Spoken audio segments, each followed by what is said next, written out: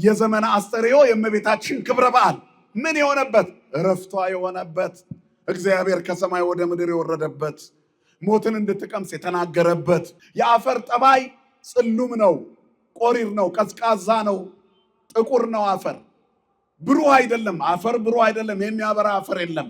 ግን ከአፈር መካከል ፈልጋችሁ እንቁ ታወጣላችሁ። እንቁ አፈር ሆኖ ተፈጥሯል፣ ግን የአፈር ተፈጥሮ የለውም። እመቤታችንም ሰው ነች። ከሰው መካከል ሞትን የማትቀምስ ጥንተ አብሶ የሌለባት የመሬት የሰውነት ጠባይዋ ሰው መሆኗ እየታወቀ የሞት ጠባይ ያልታየባት በጨለማ የምታበራ እንቁ ናት። ስሟ ለዘላለም የተመሰገነ ይሁን። ስለዚህ እመቤታችን ፍጹም ሰው ነች፣ ከመርገም የጸዳች ነገር ግን የአዳም ዘር ናትና ሞትን እንድትቀምስ አደረገ። የአምላክ እናት የሰማይና የምድር ፈጣሪን በማኅፀኗ የተሸከመች የመላእክትን ብስራት የመልአኩን ብስራት ሰምታ አሜን ያለች በቤተ መቅደስ መላእክት እያጫወቷት ያደገች ምድራዊ መና ያልተመገበች ከሰው ዘር ፍጽምት የሆነች በጨለማ የምታበራዋ እንቁ ወደ አፈር ተመልሳ ገብታለች። ሞትን ቀምሳለች፣ ተቀብራለች። ከዚያ በኋላ እንደ ልጇ ትንሣኤ ተነስታለች። ስሟ ለዘላለም የተመሰገነ ይሁን። ሁላችንም እንሞታለንና በምድር ላይ እንደሚፈስ እንደማይመለስ ውሃ ነን። ተመልሶ በምድር ላይ በሥጋ መኖር የለም። ሰው ግን ሞተ በሥጋ ተብሎ በመንፈስ ሕያው የሆነውን እግዚአብሔርን ሲለብሰው ለዘላለም እርሱም ሞቶ እንኳን ሕያው ይሆናል። ሞቶም ውእቱ ለጻድቃን ሕይወቶም ውእቱ። እግዚአብሔር እናቱ ሞትን እንድትሞት የፈቀደው ፍትሐዊ አምላክ ስለሆነ ነው። በገዛ ሥጋው ላይ እንኳ ሞትን ፈቅዷል። ድንግል ማርያም የገዛ ሥጋው ነች። በእሷ ላይ እንኳ ሞትን እንዳትቀምስ አላደረገም። የሞት ጌታ ኤልያስን በእሳት ሰረገላ ያሳረገ፣ ሄኖክን ሳይወሰድ እንዲሰወር ያደረገ፣ በሞት ሳይወሰድ እንዲሰወር ያደረገ እግዚአብሔር ብዙ ቅዱሳን ደጋጎችን እንዲሰወሩ ያደረገ አምላክ እናቱን ግን በአደባባይ ሞትን ሞታ እያዩት እንድትቀበር አደረገ። ፍጹም ሰው የመሆኑ ምልክት እሷ በሞቷ ተገለጠ። ክብርና ምስጋና ለአምላካችን ለእግዚአብሔር ይሁን።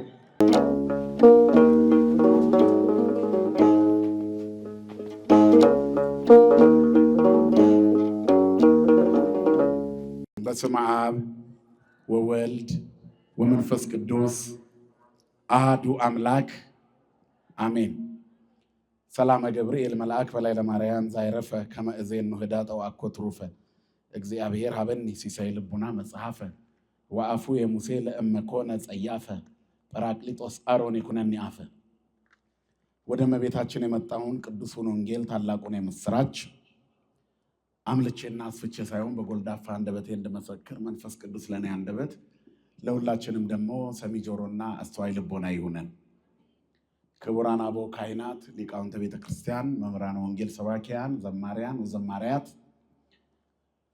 ከሩቅም ከቅርብም ተሰብስባችሁ ስለ ወንጌል ክብር በአውደ ምሕረቱ ተቀምጣችሁ እንደ ማረታ እህት ማርያም የትህትናን ትምህርት የምትማሩ ኦርቶዶክሳውያን ክርስቲያኖች፣ ሳምንታዊ የጉባኤ ቃለ ዓዋዲ እድምተኞች በእግዚአብሔር ስም እንደምን ሰነበታችሁ? እንደምን ቆያችሁ? እንደምን አመሻችሁ? ይመስገን ይመስገን ይመስገን እንድንለው አንደበታችንን ያከናወነልን የጨለማችን ብርሃን የሞታችን ትንሣኤና የትንሣኤያችን በኩር ከሞት ወደ ሕይወት ከርኩሰት ወደ ቅድስና ያሸጋገረን የደከመ ጉልበታችንን በፍቅሩ ያደሰልን ዘወትር የሚራራልን አባት ድካማችንን አይቶ የሚረዳ እስራታችንን የሚፈታ ስብራታችንን የሚጠግን ፍቅሩ ከእናት ልጅ በላይ ውድ የሆነ መድኃኒተ ዓለም ኢየሱስ ክርስቶስ ስሙ ለዘላለም የተመሰገነ ይሁን። ለዓለም ሕዝብ ሁሉ የተስፋ ምንጭና የድህነት ማስገኛ የሆነች የእግዚአብሔር እናት እናታችን ድንግል ማርያም ስለ አማላጅነቷ ስለ እናትነቷ ስሟ ለዘላለም የተመሰገነ ይሁን። ጻድቃን ሰማዕታት፣ ቅዱሳን መላእክት ሁሉ እንደየክብራቸውና እንደየሞገሳቸው ክብርና ምስጋና ይድረሳቸው። እስመ ሞተ ንመውት ኩልነ ዘከመ ማይ ተክእወ ውስተ ምድር፣ ሁላችንም እንሞታለንና ይላል። እስመ ሞተ ንመውት ኩልነ ዘከመ ማይ ተክእወ ውስተ ምድር ኢይገብእንከ፣ እንደማይመለስ የውሃ ፈሳሽ ሁላችንም እንሞታለንና በምድር ላይ እንደፈሰሰ እንደገና እንደማይመለስ ውሃ ፈሳሽ እንሆናለን ይላል፣ ወይንም ነን ይላል። ሁለተኛ ሳሙኤል ምዕራፍ 14 ቁጥር 14 ነው። ሁላችንም እንሞታለን የሚለውን ርዕስ ብቻ ያዙት። ሁላችንም ምን እንሆናለን? ሁላችሁም ተናገሩ። ሁላችንም በሉ እንሞታለን። እስመ ኩልነ እንመውት እስመ ሞተ እንመውት ኩልነ ዘከመ ማይ ተክእወ ውስተ ምድር ኢይገብእንከ። እንደማይመለስ ዝም ብሎ እንደሚፈስ እንደ ውሃ ፈሳሽ እንሆናለን ይላል። ወደዚህ ምድር አንመለስም ሲል ነው። የሄደው ውሃ በነበረበት አይመለስምና በነበርንበት አካል ወደ ምድር አንመለስም። ይሄ ትንሣኤ ሙታንን የሚቃወም ቃል ሳይሆን ከትንሣኤ ሙታን በፊት ያለው የሰው ልጆች ሕይወት መፍሰስ ነው።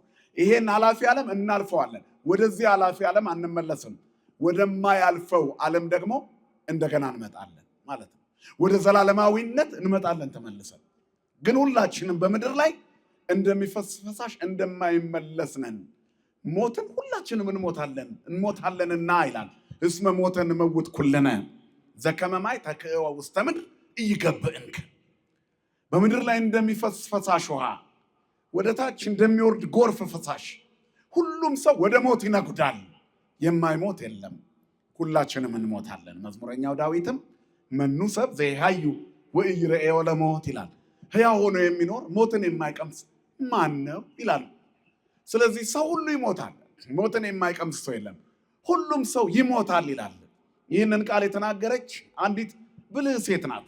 መጽሐፈ ሳሙኤል ምዕራፍ 14 ላይ የምናገኘው የአንዲት ብልህ ሴት ታሪክ ነው። ይህቺ ሴት ዳዊት ወንድሙን ገድሎ የኮበለለውን አቤሴሎምን እንዲመልሰው አማላጅ ሆና የተላከች አስተዋይ ሴት ናት። የሴቲቱንና የአቤሴሎምን መመለስ የዳዊትንም የፍርድ ታሪክ ለመናገር ሳይሆን እዚህ ጋር የተናገረችውን ዋናውን ሐሳብ ብቻ ይዘን እናስባለን። የሰው ልጅ በምድር ላይ ሲኖር 1000 ዓመት እንደሚኖር ይሰራል፣ ነገ እንደሚሞት ይዘጋጃል። ክርስቲያኖች ሞትን አይፈሩም። የሞት ደሞዟ የኃጢአት ደሞዟ የሆነውን የመጨረሻውን ሁለተኛዋን ሞት ግን ይፈራሉ። የኃጢአት ደሞዟ ሁለተኛው ሞት ነው። እኔና እናንተ ሞትን እንሞታለን፣ ነገር ግን አንፈራውም፣ እንሻገራለን። ክርስቲያኖች በሞት ወደ አምላካቸው ይሻገራሉ። ዓለማውያን ሰዎች ደግሞ በሞት ለሁለተኛው ሞት ይዘጋጃል። እኛ ሞትን አንፈራውም፣ ተዘጋጅተን ለምንኖር ሰዎች መጽሐፍ ድልዋኒክሙ ንበሩ ይላል። ተዘጋጅታችሁ ኑሩ። ክርስትና የመዘጋጀት ዘመን ነው። በሃይማኖት የመዘጋጀት እግዚአብሔርን የመጠበቅ በቅድስና ለመኖር ራስን የማዘጋጀት ዘመን ነው፣ ህይወት ነው። በክርስትና ህይወት ውስጥ የምድር ዘመናችን የመዘጋጀት ዘመን ይባላል። ይሄ ዓለም ለጊዜው የምንኖርበት ነው። ሁሌ ብለው ይሄንን ነው። በዓለም ላይ ዘላቂ ህይወት ለመኖር ሰው አይጥርም። በምድር ላይ እድሜው እንዲረዝም ይጥራል። ሞት መቼ የሚያስፈራልና፣ ነገር ግን ብንፈራውም ባንፈራውም የማይቀረው ዕዳ ሞት ነው። በቃ ሁላችንም እንሞታለን። ስለዚህ ነገር ሲናገር ደራሲው ሞት ለሚሞት ሰው ሁሉ ይገባዋል ይላል። እንግዲህ ነቢዩ ሳሙኤል በጻፈው ሁለተኛ መጽሐፉ ላይ ሁላችንም እንሞታለን ያለችው ሴት እውነት ተናግራለች። ሞትን የማይቀምስ የለም። ሁለት አይነት ሞት አለ። ይሄኛው አሁን የሚነገረው ሞት ስጋዊ ሞት ሲሆን፣ ሁለተኛው ደግሞ የነፍስ ሞት ነው። ይህቺ ሴት የተናገረችው አቤሴሎም ወንድሙን ገሏልና እሱ ደግሞ ሞቶ እንዳይቀር ምሕረት አድርግለትና ይመለስ ስትል ነው አማላጅ የላከችው፣ ወይንም አማላጅ ሆና ተልካ የሄደችው ማለት ነው። ስለዚህ ሁለቱም እንዳይሞቱ ሞት አይቀርም። በአቤሴሎም እጅ አምኖን ይገደል እንጂ እሱም አቤሴሎም መሞቱ አይቀርም። ሁለት ልጆችህ ተገዳድለዋልና ሁለተኛውን ስለምን ታጣለህ ብላ ንጉሱን ለመምከር የመጣች የአንዲት ሴት ታሪክ ነው። በዚህ ታሪክ ጥልቅ መንገድ ውስጥ አንሄድም። ሞት የማይቀር መሆኑን ብቻ አስበን ስለ እመቤታችን እረፍትና ሞት ደግሞ ጥቂት እንድንነጋገር ይህንን ጥቅስ መረጥኩት። አምላካችን እግዚአብሔር አንደበቴን ያከናውንልኝ፣ ሁላችንንም ደግሞ ሰሚ ጆሮና አስተዋይ ልቦና አይንፈገን። ሁላችንም እንሞታለን፣ ከሞት የሚቀር ሰው የለም። ስለ ሞት እግዚአብሔር ሁሉ ሞትን እንዲቀምስ አድርጓል። መዝሙረኛው ዳዊትም ሕያው ሆኖ የሚኖር ሞትን የማይቀምስ ማንም የለም ይላል። ማንም ሰው አይቀርም፣ ሁሉም ሰው ይሞታል። ከሞት ሁሉ ግን የሚያስደንቅ ሞት የእመቤታችን ሞት ጥር 21 ቀን ይከበራል። አስተርእዮ ማርያም እንላለን በተለምዶ። ዘአስተርእዮ ማርያም ነው የሚባለው፣ ምክንያቱም በዘመነ አስተርእዮ የሚከበር የእመቤታችን ክብረ በዓል እረፍቷ መታሰቢያዋ ማለት ነው። የእመቤታችን የዘመነ አስተርእዮ የእረፍቷ መታሰቢያ ነው። ዘአስተርእዮ ማርያም ወይንም የአስተርእዮ ማርያም ይሉታል አባቶቻችን እንጂ ቀጥታ አስተርእዮ አይባልም። አስተርእዮ ማለት መገለጥ መታየት ማለት ነው። ተርእየ ታየ፣ አስተራየ ገለጠ፣ አሳየ ሲል ነው። አስተርእዮ ማርያም የአስተርእዮ ማርያም የዘመነ አስተርእዮ የመገለጥ ዘመን የማርያም ክብረ በዓል ማለት ነው። ስሟ ለዘላለም የተመሰገነ ይሁን። የእግዚአብሔር መገለጥ የታየው በእርሷ ነው። እሷም እመቤታችን በእርሷ ያልተገለጠ አንዳችም ነገር የለም። ስለዚህ አስተርእዮ ዘመነ አስተርእዮ ይባላል። ይሄ ዘመን የሚከበርበት ምክንያት ሁላችንም እንደምናውቀው የማይታየው የታየበት የማይታወቀው የተገለጠበት ማለት ነው። ዘኢይትረአይ ተርእየ ወዘኢይታወቅ ተከስተ። በእንደዚህ በአካል የማይታወቀው እግዚአብሔር በአጭር ቁመት በጠባብ ደረት ተወስኖ ተገለጠ። የማይታየው ታየ። ሰማይ ዙፋኑ ምድር የእግሩ መርገጫ የሆነች እግዚአብሔር በግርግም ውስጥ በበረት ተኝቶ ታየ፣ ተገለጠ። በሥጋ የመገለጡን ምስጢር ነው። አንድም አንድነትና ሶስትነቱን በዮርዳኖስ ገለጠ። አንሶ ሰወ ገሃደ ወአስተራየ ከመ ሰብእ፣ በግልጽ ተመላለሰ። እግዚአብሔር እንደ ሰው ታየ። በህቅልቀ በየጥቂቱ ማደገ። በሰው መካከል እድገትን የፈጠረውን እድገት አደገ። የፈጠረውን ልደት ተወለደው። የሰራውን ሰው እንደገና ራሱ ሆነ። ከምድር አፈር ካበጀው ሰው ከአፈር ሰውን እንደሰራ ሁሉ ከዚያ ከአፈር የተሰራውን ሰው ሆኖ እግዚአብሔር በሥጋ ተገለጠ። የማይታየው ታየ። ሰማይና ምድር የማይወስኑት በጠባብ ማኅፀን በእመቤታችን ተወስኖ በግርግም ተወለደ። ያ ብቻም አይደለም፣ ምስጢረ ሥላሴ ተገለጠ። አስተርእዮ መገለጥ ሆነ፣ አስተርእዮ ሆነ። ስለዚህ በሰማይም በምድር የሚደንቅ ተአምራት ተገለጠ። ይህም የሆነው በእመቤታችን ነው። በላዕሌኪ ወበዮርዳኖስ ወበታቦር ስልሰ ጊዜያተ ዘአልቦ ተውሳክ ወአልቦ ህጸተ ለውሉደ ሰብ ያርኢ ዘሥላሴሁ ገጻተ ጽጌኪ ማርያም ተአምሪሁ ከሰተ ወበጸዳሉ አብርሃ ጽልመተ ይላል አባ ጽጌ ድንግል በማኅሌተ ጽጌ።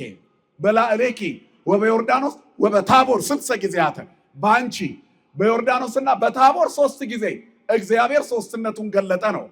እመቤታችን ሃይመተ አብርሃም ትባላለች። የአብርሃም እንግድነት ወይንም የአብርሃም ድንኳን ትባላለች። ሥላሴ አድረውባታልና አብ አነጻት፣ መንፈስ ቅዱስ ጸለላት፣ ወልድ አደረባት። ገና በእናቷ ማኅፀን ሳለች እግዚአብሔር አብ ቀደሳት፣ ጠበቃት። ቀደሳን ከርሰማ ከጥንተ አብሶ ከጥንተ መርገም እግዚአብሔር ጠብቋታልና እግዚአብሔር ንጹሕ ባህሪ የሆነ አምላክ በንጹሕ ማኅፀኗ ተቀድሶ ማኅፀኗን ቀድሶ ገና ከእናቷ ማኅፀን ሳለች ቀድሷት። ቅዱሱ እግዚአብሔር ይቀደስ ይከብር ይመሰገን ዘንድ እሱ ቀደስ ኃይል ቅዱስ ነው። ግን የኛ አፍ እሱን በመቀደስ እንዲቀደስ በማመስገናችን በረከት እንድናገኝ የሚመሰገነው አምላክ በእልፍ አእላፋት መላእክት የሚከብረው እግዚአብሔር ንጽሕት በሆነች ድንግል በንጹሕ ማኅፀኗ ተጸንሶ ተወለደ። ክብርና ምስጋና ለስሙ ይሁን። አባቶቻችን አምላክ ይህ አምላክ በየጥቂቱ አደገ። በዮርዳኖስ ተጠመቀ። ሲጠመቅ ምስጢረ ሥላሴ ታየ። መጀመሪያ በእርሷ ታይቷል። አብ ወልድ መንፈስ ቅዱስ። ይህንን ነው የምንናገረው። መንፈስ ቅዱስ ጸልሏታል፣ አብ አጽንቷታል። ስለዚህ ወልድ አድሮባታል። ይህንን እናምናለን። ሃይመተ አብርሃም እንላታለን። በላዕሌኪ በአንቺ ሥላሴ ተገልጧልና የልዑል ኃይል ያድርብሻል፣ መንፈስ ቅዱስ ይጸልልሻል ይላታል ቅዱስ ገብርኤል እንደተናገረው። ልዑል እግዚአብሔር ማደሪያው ትሆኚ ዘንድ ቀድሶሻልና ቀደሰ ማኅደሮ ልዑል። መዝሙረኛው ዳዊት አስቀድሞ ተናገረ። እግዚአብሔር ልዑል ማደሪያውን ቀደሰ ይላል። እግዚአብሔር ቀድሶ በእርሷ ላይ አድሯል። አንጽሖ ሥጋሃ ቀዲሶ ኪያሃ አደረ ላዕሌሃ። እግዚአብሔር ሥጋዋን አንጽቶ ቀዲሶ ኪያሃ እሷንም ቀድሷት በላይዋ ላይ አደረ ይላል። እንዴት ቀደሳት? ከአዳም መርገም መቼ? ገና በአባቶች ወገብ ቀደሳ እምከርሰ እማ ነው። እመቤታችን ቅድስት ድንግል ማርያም እስከ ሐና የመጣው መርገም እሷ ስትጸነስ በንጽህና እንድትጸነስ አድርጓል። ፍጹም ንጽሕት ናትና ንጹሐ ባህሪ እግዚአብሔር መርጦ በእርሷ ላይ ያደረ። ክብርና ምስጋና ለስሙ ይሁን። ስለዚህ መንፈስ ቅዱስ አድሮባታል፣ አብ አጽንቷታል። ወልድ ደግሞ ለለቢሰ ሥጋ በላይዋ ላይ አድሯል። ከእርሷ ከሥጋዋ ሥጋ ከነፍሷ ነፍስ ነስቶ ተወልዷልና በላዕሌኪ አለ። ወበዮርዳኖስ ወበታቦር ስልሰ ጊዜያተ፣ በዮርዳኖስም ተገልጧል። ኢየሱስ ክርስቶስ ሲጠመቅ መንፈስ ቅዱስ በአምሳለ ርግብ ወርዷል። ሰሞኑን ስንማር የከረምነው ነው። አብ ከላይ ሆኖ ዝንቱ ውእቱ ወልድየ ዘሰመርኩ ኪያሁ ዘአፈቅር ሎቱ ስምዕዎ፣ የመረጥኩት በእርሱ ደስ የሚለኝ የምወደው ልጄ እርሱ ነው አለ። ራቁቱን ስታዩት አትናቁት፣ እርሱ ልጄ ነው። በባህር መካከል በፍጡር እጅ ሲጠመቅ አትናቁት፣ እርሱ ልጄ ነው። ባህር ያየች የሸሸች የዕዳ ደብዳቤያችሁን የሰረዘ ረግጦ አቅልጦ ያስወገደላችሁ እናንተን ከጸጋው ሊያለብሳችሁ በዮሐንስ ፊት ልብሱን አውልቆ በመቅደስ በዚያ በባህር መካከል የቆመው እርሱ እርቃናችንን ለነበርነው ለኛ ክብርን እንድንለብስ የዕዳ ደብዳቤያችንን ሊሰርዝ ተገልጧልና በታቦርን ተራራ ላይ ምስጢረ ሥላሴ ተገልጧልና በደመና ጸዓዳ መንፈስ ቅዱስ አብ በድምፅ ወልድ ደግሞ ወተወለጠ አርአያሁ በቅድሜሆሙ ተብሎ እንደተነገረ በፊታቸው ተለውጧል። ነሐሴ 13 የምናከብረው የዚያ ሰው ይበለን መድኃኔዓለም ሁላችንን። ለትውልዱ ሦስትነቱን ያሳይ ዘንድ አስተርእዮ ሆነ በዮርዳኖስ ማለት ነው፣ በታቦር በእመቤታችን። ይሄን ድንቅ ምስጢር የተገለጠበት ስለሆነ አስተርእዮ ይባላል። ጽጌኪ ማርያም ተአምሪው ከሰተ ማርያም ዱይ አበባሽ ጽጌሽ ወይንም ፍሬሽ ልምላሜሽ ዓለምን ያለመልመው ዘንድ የደረቀውን ዓለም ሊያለመልም ካንቺ የተገኘ ጽጌሽ ክርስቶስ ኢየሱስ ልጅሽ ፈጣሪሽ ተአምሪው የሚደቅ ተአምሩን ገለጠ።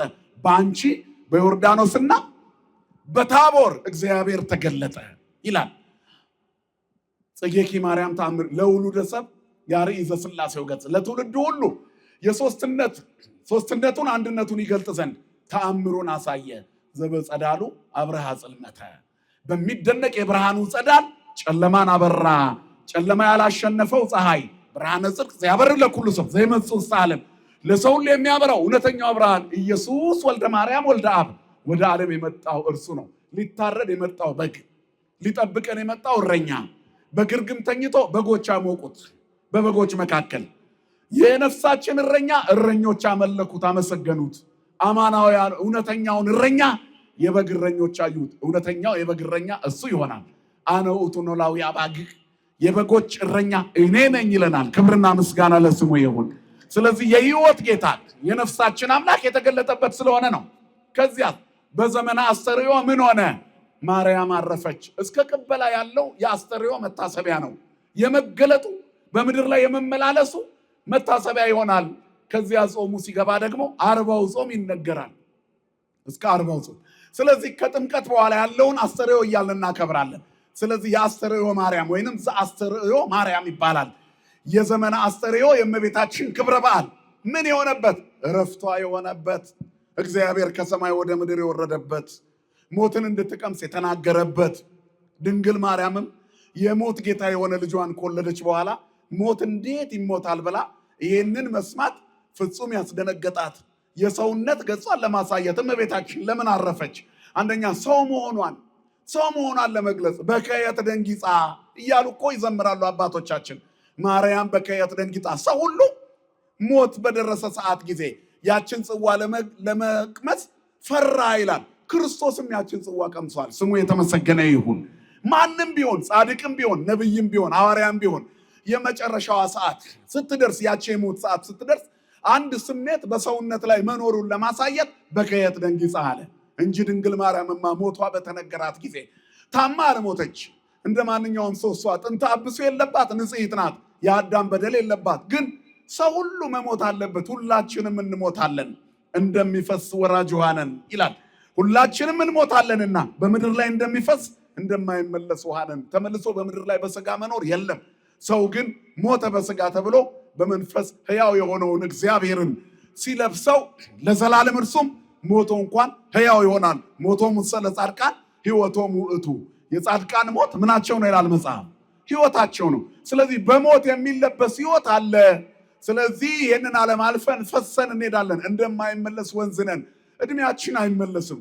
የማይመለስ ወንዝ ዝም ብሎ የሚፈስ ማለት ነው። ትላንትናን መልሰን እንኖረዋለን? አንኖረውም። አምናን መልሰን እንኖረዋለን? አንኖረውም። የዛሬ ዓመት የኖርነውን መልሰን አንኖረውም። ያ ዘመን ራሱን ትቶ አልፏል። ዛሬ ደግሞ መጥቷል። አሁን የዛሬውን የጠዋቱን ኑሮ እንኳን መልሰን አንኖረውም። ነገ ሌላ ቀን ነው። ሁላችንም ወደፊት እንደሚፈስ ወንዞች ነን። ግን ኩልል ብለን ጥርት ብለን መሄድ እንድንችል አሰሱንም ገሰሱንም ስንፈስ ከመሰብሰብ ይጠብቀን ነው። እግዚአብሔር የነፍስን ጥራት ይወዳልና ክብርና ምስጋና ለስሙ ይሁን። ስለዚህ የማይቀረውን ሞት እመቤታችንም ቀመሰች።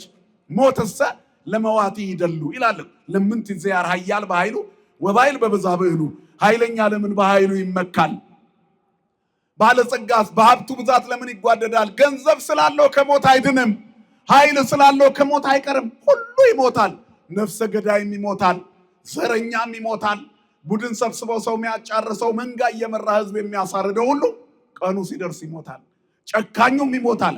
ሞት ወደ ሁሉም ሰው ቀኑን እየጠበቀ ይመጣል። ሁላችንም ሞትን እንሞታለን። መጽሐፍ ነው የሚሆን እስመ ሞተን መውት ኩልነ ሞትን ሁላችንም እንሞታለንና ዘከመማይ ተክወ ውስተ ምድር እይገብእንከ ተመልሶ እንደማይመጣ የወንዝ ፈሳሽ ወደ ሞት ሁላችንም እንሄዳለን። ነገር ግን ይላል መጽሐፍ እግዚአብሔር የነፍስን ጥፋት አይወድምና ስለዚህ የተጣለ ሰው ፈጽሞ እንዳይጠፋ እግዚአብሔር በምክሩ ያስባል ይላል። መድኃኔዓለም ያሳስበን ሁላችንን። ስለዚህ የተጣለ ሰው ፈጽሞ እንዳይጠፋ፣ ኃጢአት የሰራ ሰው ፈጽሞ እንዳይጠፋ፣ ያደፈ ሰው ፈጽሞ እንዳይጠፋ ኩልል እንዳለ ንጹህ ወንዝ ወደ ሞት ሲሄድ ለትንሣኤ የሚበጀውን ቅድስና እንዲይዝ ራሱን ይጠብቅ ዘንድ ግድ ይላል። ሁሉ ይሞታል። ሁሉ እንደሚሞት ሰው መሆኗን ለማሳየት እመቤታችንን ሞት እንድትቀምስ አደረገ። እሷ ሞትን ባትሞት ኖሮ እግዚአብሔር በሥጋ ተገለጠ የሚለው አሁን ሐሰት ነው የሚሉ ከሃዲያን ሎቱ ስብሐት ክብር ለስሙ ይሁን አምላካችን። እግዚአብሔር ሰው ሆነ፣ እግዚአብሔር ተወለደ ለሚለው ነገር አልገባቸው ብሎ እየተሟገቱ ላሉ ከሃዲያን ትልቅ ማስረጃ በሆነ ነበር የወለደችው እናቱ ሞትን እንድትቀምስ አደረገ። ማንም ሰው ሞትን የማይቀምስ የለምና፣ ሁለተኛ ሰው ሁሉ ቢሞት እንኳ ትንሣኤ እንዳለው ያሳይ ዘንድ አልዓዛርን እንዳስነሳ እናቱንም ከሞት አስነስቶ አሳይቶናል። ክብርና ምስጋና ለስሙ ይሁን። ስለዚህ ይህንን ለመመለስ ሞት እንዳይቀር ነው። ሌላው እግዚአብሔር እናቱ ሞትን እንድትሞት የፈቀደው ፍትሐዊ አምላክ ስለሆነ ነው። በገዛ ስጋው ላይ እንኳ ሞትን ፈቅዷል። ድንግል ማርያም የገዛ ስጋው ነች። በእሷ ላይ እንኳ ሞትን እንዳትቀምስ አላደረገም። የሞት ጌታ ኤልያስን በእሳት ሰረገላ ያሳረገ፣ ሄኖክን ሳይወሰድ እንዲሰወር ያደረገ፣ በሞት ሳይወሰድ እንዲሰወር ያደረገ እግዚአብሔር ብዙ ቅዱሳን ደጋጎችን እንዲሰወሩ ያደረገ አምላክ እናቱን ግን በአደባባይ ሞትን ሞታ እያዩት እንድትቀበር አደረገ። ፍጹም ሰው የመሆኑ ምልክት እሷ በሞቷ ተገለጠ። ክብርና ምስጋና ለአምላካችን ለእግዚአብሔር ይሁን። ፍትሐዊ አምላክ ፍትሐዊ ዳኛ ነው። እግዚአብሔር እናቱ እንድትሞት አደረገ። እግዚአብሔር እውነተኛ ዳኛ ነው። እናቱ ወደ መቃብር እንድትወርድ አደረገ። እግዚአብሔር እውነተኛ ፈራጅ ነው። ሕይወት ሊሰጥ ወደዚህ የመጣበትን ፍጹም ንጹሕ መቅደስ አፈር እንዲቀምስ አደረገ። እሷ ንጽሕት አፈር ናት። እምጽቡር ጽሩየ ገብራ ከአፈር መካከል ንጽሕቷን ሰራት ይላል አንድ የሃይማኖት አበው ሊቅ። ምክንያቱም እመቤታችን እንደ የአዳም ዘር ነች፣ አፈር ነች። ተዘከር እግዚኦ ከመ መሬት ንሕነ አቤቱ እኛ አፈር እንደሆንን አስብ ይላል ዳዊት። እመቤታችንን ይጨምራል ይሄ ቃል። ሁላችንም አፈር ግን ንጽሕት አፈር ናት። የአፈር ጠባይ ጽሉም ነው፣ ቆሪር ነው፣ ቀዝቃዛ ነው፣ ጥቁር ነው። አፈር ብሩህ አይደለም። አፈር ብሩህ አይደለም፣ የሚያበራ አፈር የለም። ግን ከአፈር መካከል ፈልጋችሁ እንቁ ታወጣላችሁ። እንቁ አፈር ሆኖ ተፈጥሯል፣ ግን የአፈር ተፈጥሮ የለውም። እመቤታችንም ሰው ነች። ከሰው መካከል ሞትን የማትቀምስ ጥንተ አብሶ የሌለባት የመሬት የሰውነት ጠባይዋ ሰው መሆኗ እየታወቀ የሞት ጠባይ ያልታየባት በጨለማ የምታበራ እንቁ ናት። ስሟ ለዘላለም የተመሰገነ ይሁን። ስለዚህ እመቤታችንም ፍጹም ሰው ነች፣ ከመርገም የጸዳች ነገር ግን የአዳም ዘር ናትና ሞትን እንድትቀምስ አደረገ። ስለዚህ ደራሲው ኃይለኛ በኃይሉ አይመካ፣ ባለጸጋም በሀብቱ አይመካ፣ አይጓደድ፣ በብሩ አይመካ፣ ከሞት አይቀርም፣ ምን ቢኖረው ከሞት አይቀርም ይልና እያድለው ሞተ ክርስቶስ ለሥጋ ባሉ ኃይለኛ ለምንት ዚያር ኃያል በኃይሉ ወባይል በብዛ ብዕሉ እያድለው ሞተ ክርስቶስ ለሥጋ ባሉ ኃይለኛ በኃይሉ አይመካ፣ ባለጸጋም በሀብቱ አይመካ። እነዚህ ሁለት ነገሮች ኃይል ከሞት አያስቀርም፣ ባለጸግነትም ከሞት አያስቀርም። የምራቅ ትንታ ንጉሱን ትደፈዋለች። በሰራዊት ቢከበብ እንኳን ድንጋጤ ሊገለው ይችላል። አስነጥሶ ሊሞት ይችላል። ሕመምም ንጉስ ነው ብሎ ንጉሱን ሳይፈራ አይመለስ። ማንንም የማይፈራ ገዳይ ሞት አለና።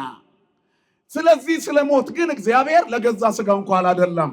እያድለው ሞተ ክርስቶስ ለሥጋ ባሉ ክርስቶስ ለገዛ ስጋ እንኳን ስለ ሞት አላደላም አለ።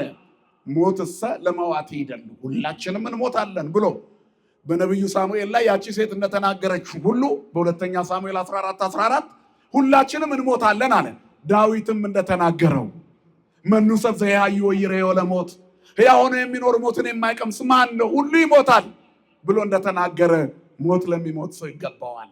የአዳም ዘር የሆነ ሁሉ ይሞት ዘንድ ይገባዋል ይልና ሞታ ለማርያም ያጽብ ለኩሉ። የማርያም ሞት ግን በጣም ያስደንቃል። እግዚአብሔር ፍትሐዊ ዳኛ መሆኑን ያሳያል። የማርያም ሞት ግን በጣም ያስደንቃል። እነ ኤልያስ እንኳን ተሰውረው ሄደዋል። ገና መጥተው ይቀምሳሉ ተብሎ ይጠበቃል። የማይሞት የለምና እሷ ግን ሞትን ቀምሳለች። የእግዚአብሔር ፍትህ ይደንቃል። ፍትሐዊ ዳኛ ስለዚህ እንድንሞት ሲፈቅድ እናቱም ላይ ፈቅዷል። ስሙ የተመሰገነ ይሁን።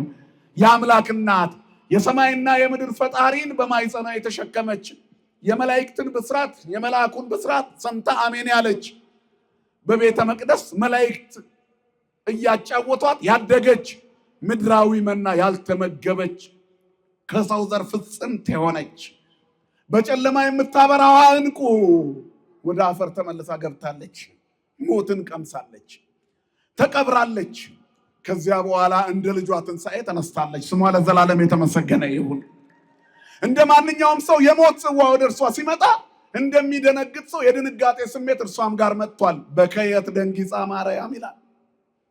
እንደ ማንኛውም ሰው ሞት ሲመጣ እንደሚደነግጠው የሞትን ጽዋ ቀምሳለች። ፍጹም እግዚአብሔር ከሷ ከስጋዋ ስጋ ከነፍሷ ነፍስ ነስቶ ሰው ሆኗል ስትል እመቤታችን ኃይለ አርያማዊት ናት ብለው የሚያምኑ አሉና አይደለችም ምድራዊት ናት ሲለው ከምድር አፈር የተሰራች ግን ከአፈር መካከል ንጽሕት ናት። ስሟ ለዘላለም የተመሰገነ ይሁን። የሐናና የኢያቄም አላ በሩካቤ ዘበሕግ እማና ወኢያቄም ተወለድኪ ይላታል መጽሐፍ። ከሐናና ከኢያቄም ተወለድሽ እንጂ ይላታል። አላ በሩካቤ ዘበሕግ በሕግ በሆነ ሩካቤ ተወለድሽ። አኮ በፍትወተ ደነዝ ዘተጸነስኪ በኃጢአት ፍትወት የተጸነስሽ አይደለሽም። ፍጹም በሆነ በተፈጥሮ ሕግ ከሐናና ከኢያቄም ተወለድሽ። ፍጹም በሆነ ጋብቻ ለምነው እግዚአብሔርን እኮ ያገኙ ከእግዚአብሔር በረከት ያገኟት ናት እመቤታችን። የእሷ መጸነስ እናቷን በስተርጅና ሙሽሪት አድርጓል። ሽማግሌውን ጎረምሳ አድርጎታል። ጽንሰትኪ መራረጊት ወለ አረጋዊ ከብካቡ እንተታደሰ ብቂ ለእግዚአብሔር ርዙተ ሕዝቡ ይላታል። መጸነስሽን ሽማግሌውን ወደ ጫጉላ ቤት እንደሚገባ ጎረምሳ አረገው። ማንን? ኢያቄምን አባትሽን።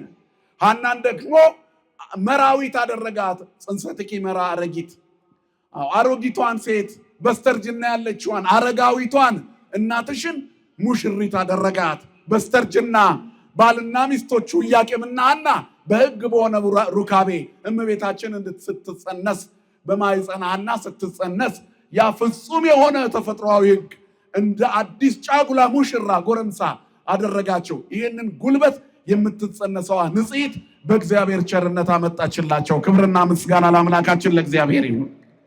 የእግዚአብሔር ቸርነቱ የሚወለድበት መቅደስ በተቀደሰ መንገድ እንድትወለድ ስለፈለገ ይህንን መንገድ እግዚአብሔር ሰራው። እንተ ተሐደሰ ብኪ ለእግዚአብሔር ርዙተ ሕዝቡ የሕዝቡ የእርጅናው ዘመን በአንቺ ታድሷልና ይላታል። ስሟ የተመሰገነ ይሁን። ንጽሕት ድንግል ማርያም የፍጥረት ሁሉ መታደሻ ናት። ናዛዚትነ ማዘን ወኃይለ ውርዝቱኪ ወኃይለ ውርዝትነ እምርሳን በማኅፀንኪ ተሰውረ ብሎ የመዋዕል ሕፃን የሐዘናችን መጽናኛ የእርጅናችን መታደሻ ይላታል። ድንግል ማርያም ትውልድ የታደሰባት ናት። አባ ሕርያቆስም ወብኪ ተሐደሰ ቀዳሜ ኩሉ ፍጥረት የፍጥረት ሁሉ መጀመሪያ የታደሰው በእርሷ ነው። የጨለመው የነጋው የተሰበረው ዓለም የተጠገነው የሕዝቡ እርጅና የታደሰው ታሪካችን የተቀየረው ሕዝቡ የጠፋው ሕዝብ እንደገና የተገኘው ከእመቤታችን ማኅፀን በወጣው በክርስቶስ ኢየሱስ ነው። ክብርና ምስጋና ለአምላካችን ለእግዚአብሔር ይሁን። ስለዚህ ድንግል ማርያም መቅደስ ዘይትትነሰት የማትፈርሰዋ መቅደስ የሕዝቡ የቅድስና መገኛ ትባላለች። ለፍጥረቱ ሁሉ በረከትን ሕይወትን ያመጣች የቅድስና ምንጭ እግዚአብሔር የሕዝቡን ማርጀት መልሶ ያደሰባት ድንግል ማርያም ናት። ንጽሕት እመቤት እርሷ እንኳን ሞታለች። ሞታ ለማርያም ያጽብ ለኩሉ። በዚህ ሁሉ መንገድ ያለች ድንግል እንዴት ትሞታለች? ሰማይና ምድር የማይወስኑትን የወሰነ ማኅፀን አፈር ይገባ ዘንድ እንዴት እግዚአብሔር ፈቀደ? ሞት እንዴት ለእመቤታችን ተስማማ? ሞታ ለማርያም ያጽብ ለኩሉ። ሌላው ማርያምን የሚያክል በፍጥረት ታሪክ ውስጥ የለምና መተካካት በሌላው ትውልድ ውስጥ አለ። ከዚህ በፊትም ብያለሁ። ንጉሥ ሞቶ ይተካል፣ ፓትርያርክ ሞቶ ይተካል፣ ሳይንቲስት ሞቶ ይተካል። ባለ ሀብት ሞቶ ይተካል፣ ባለ ጸጋ ሞቶ ይተካል፣ ባለ ጉልበት ሞቶ ይተካል፣ ዶክተር ሞቶ ይተካል። ድንግል ማርያምን የማትተካው እመቤት ናት የሞተችው። ሞት ሰለሞአቲ ይደሉ። ለነዚህ ሁሉ ሰዎች ሞት ይገባቸዋል፣ ሰው ናቸውና። ድንግል ማርያም ምን ሰው ብትሆን የፈጣሪ እናት ናትና ሞታ ለማርያም ያጽብ ለኩሉ። ፍትሐዊ ዳኛ እግዚአብሔር ግን የሚደንቀውን ሞት እመቤታችንን እንድትሞት አደረገ። የረፍቷ ነገር ይደንቃል። እመቤታችን በምድር ላይ የኖረችው 64 ዓመት ነው። ደስ የሚል ዘመን እመቤታችን ኖራ አታውቅም። በዘመኗ ውስጥ ሁሉ መከራ ያሳለፈች ናት። እሞሙ ለሰማዕታት እንላታለን። ሞትን ቀመሰች የምንልበት መንገድ ሲመጣ ሞቷ ለሷ እረፍት ነው። ጊዜ ረፍታ ለሶሊያና ወረደ ወልድ እንዲበልልና ይላል ቅዱስ ያሬድ። ሶሊያና እመቤታችን ሌላ ስም ተለዋጭ ስሟ ነው። የጥር ማርያም ስሟ ነው። ሶሊያና ማርያም እመቤታችን እሷ ባረፈች ጊዜ እግዚአብሔር ከልዕልና መንበሩ ወረደ። ምክንያቱም ገብቶ ለዓለም የተገለጠበት መቅደሱ ወደ አፈር ሊገባ ነውና እግዚአብሔር ከልዕልና ወረደ። የሞቱ ሐዋርያት ሁሉ ሳይቀሩ ተሰበሰቡ ከአጸደ ነፍስ። እግዚአብሔር በደብረ ታቦር ተራራ ላይ ሙሴን ከመቃብር ኤልያስን ከብሔረ ሕያዋን እንደጠራ ሁሉ እናቱ ስትሞት ሐዋርያት ተጠሩ።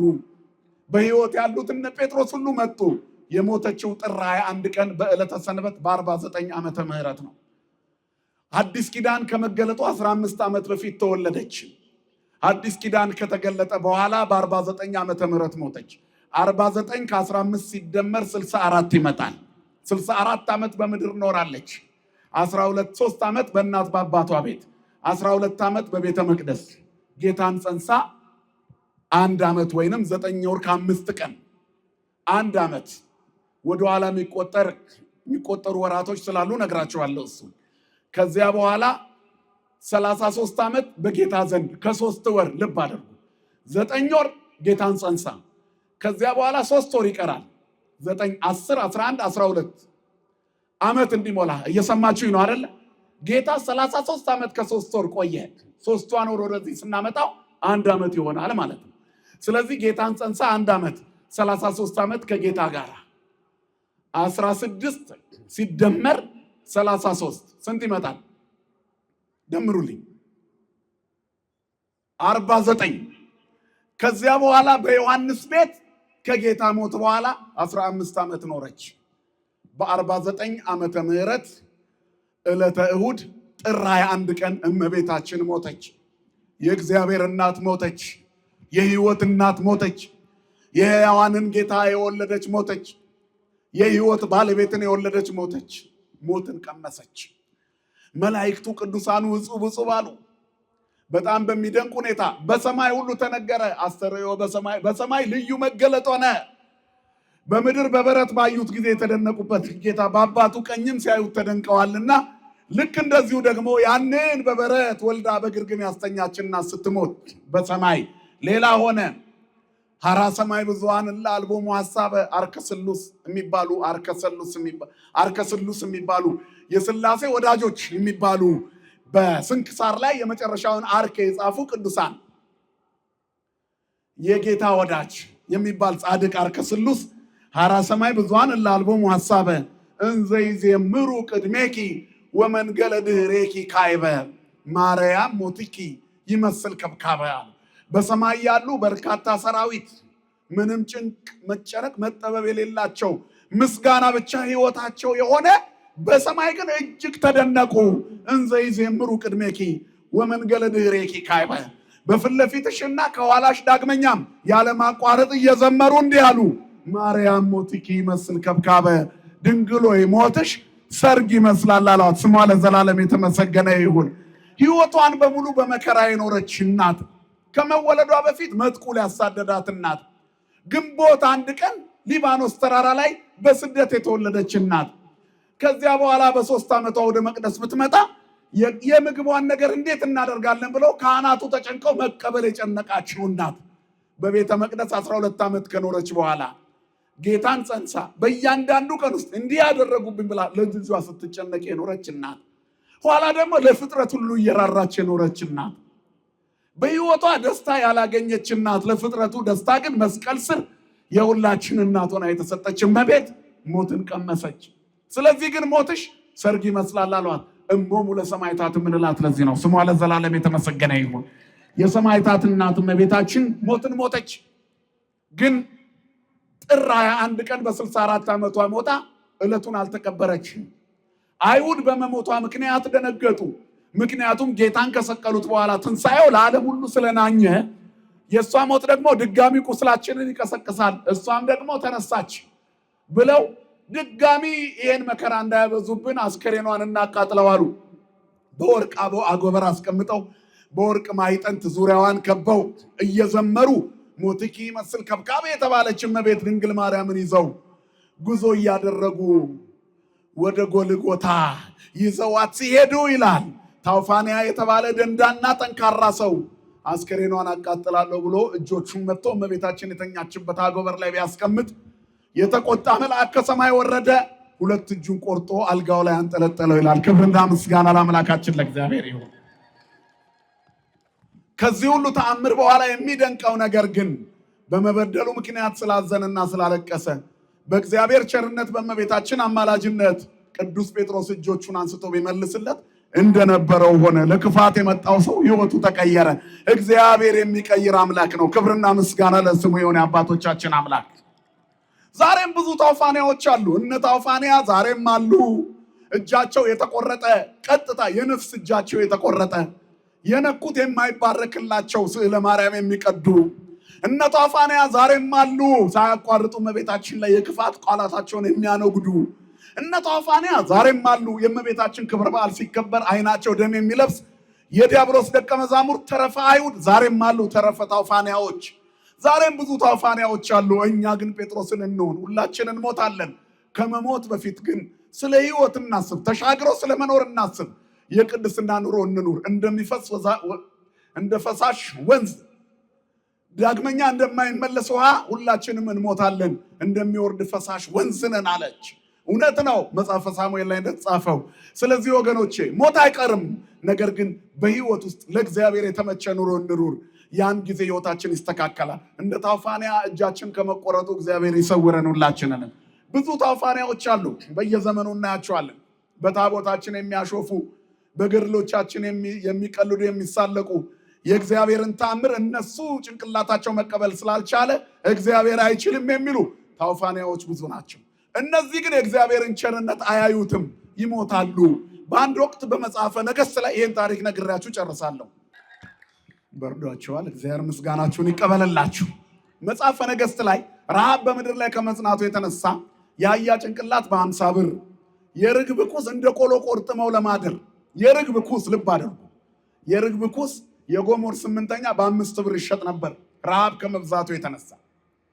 በዚህ ነገር ንጉሱ በጣም ግራ ገብቶት ቤተመንግስቱ ላይ ቆዝሞ ተቀምጦ ሳለ አንዲት ሴት መጣ፣ ፍረድልኝ አለችው።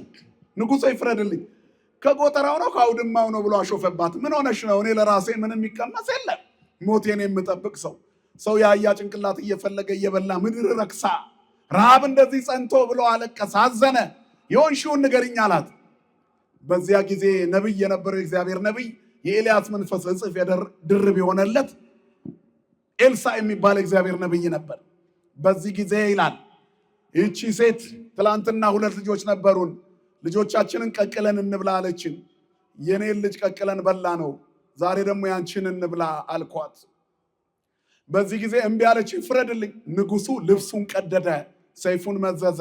የሳፋጥ ልጅ ነብይ እግዚአብሔር ኤልሳ በዚህ ከተማ አለ፣ እሱ እያለ እንዴት ይሄ ይሆናል? ጭንቅላቱን ቆርጣ አምጣልኝ ብሎ የራሱን ጋሻ ጃግሬው ላከው ይላል። ጋሻ ጃግሬው እዚያ ከመድረሱ በፊት ያ የተረገመ ንጉስ በሱ ምድር እንደረከሰች እግዚአብሔር እንደተቆጣ አላወቀም። አንገቴ እንዲቆረጥ አመጥቷል። እግዚአብሔር ግን የታምሩን ቀን አዘጋጅቶታል አለ። እግዚአብሔር በአንድ ቀን ጀንበር ከተማዋን የእህል ጎተራ ሊያደርጋት አስቦ ነበር።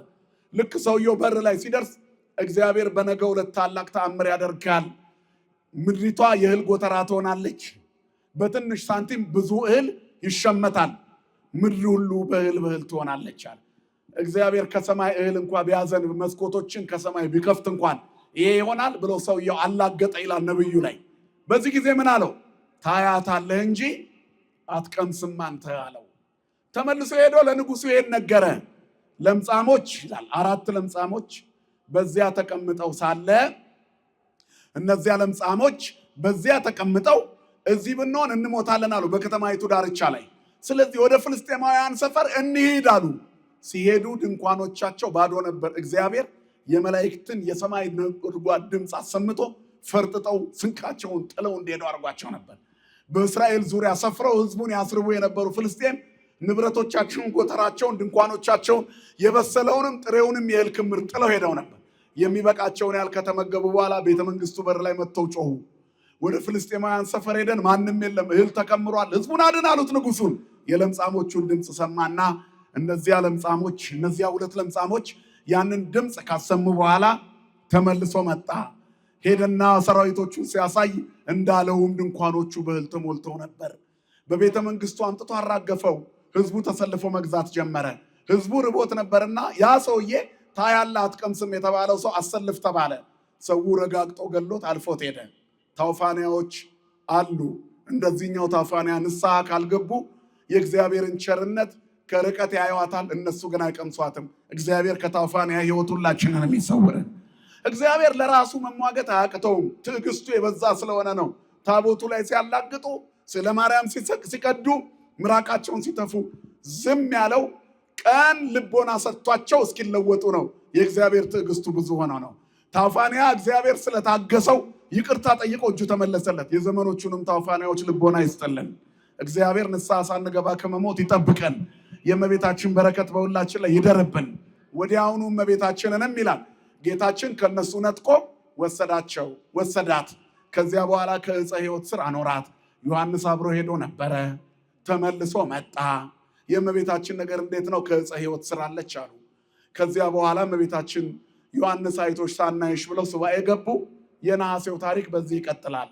አምላካችን እግዚአብሔር የዚያ ሰው ይበለን። ከእመቤታችን በረከት ያሳትፈን።